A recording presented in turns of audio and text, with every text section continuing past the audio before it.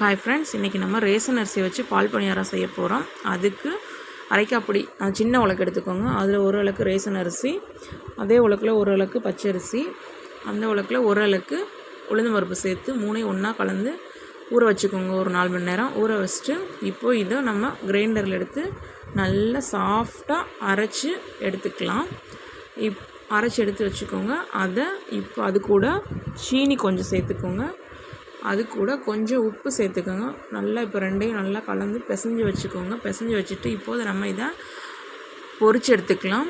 அதுக்கு ஒரு வாணலியை அடுப்பில் வச்சுக்கோங்க. அது காஞ்சது எண்ணெய் சேர்த்துக்கோங்க. எண்ணெய் காஞ்சதும் இப்போது இந்த எடுத்து சின்ன சின்ன உருண்டைகளாக உருட்டி போட்டுக்கலாம். உருட்டி போட்டு நல்லா செவக்க வேக விட்டு மொறுன்னு வேக விட்டு எடுத்துக்கலாம்.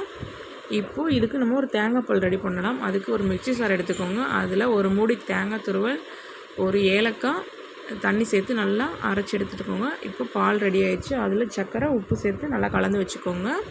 இப்போ ஒரு பவுல் எடுத்துக்கோங்க. அதில் இந்த பணியாரத்தை சேர்த்துக்கோங்க. அது கூடவே தேங்காய் பால் சேர்த்துக்கோங்க. தேங்காய் பால் சேர்த்துட்டு கொஞ்சம் நேரம் ஊற வச்சுட்டு எடுத்து சாப்பிடுங்க. சூப்பரான பால் பணியாரம் ரெடி. நாங்கள் இப்படி தான் செய்வோம். நீங்களும் இதே மாதிரி செஞ்சு பார்த்துட்டு எப்படி இருக்குன்னு கமெண்ட் பண்ணுங்கள் ஃப்ரெண்ட்ஸ். தேங்க்யூ.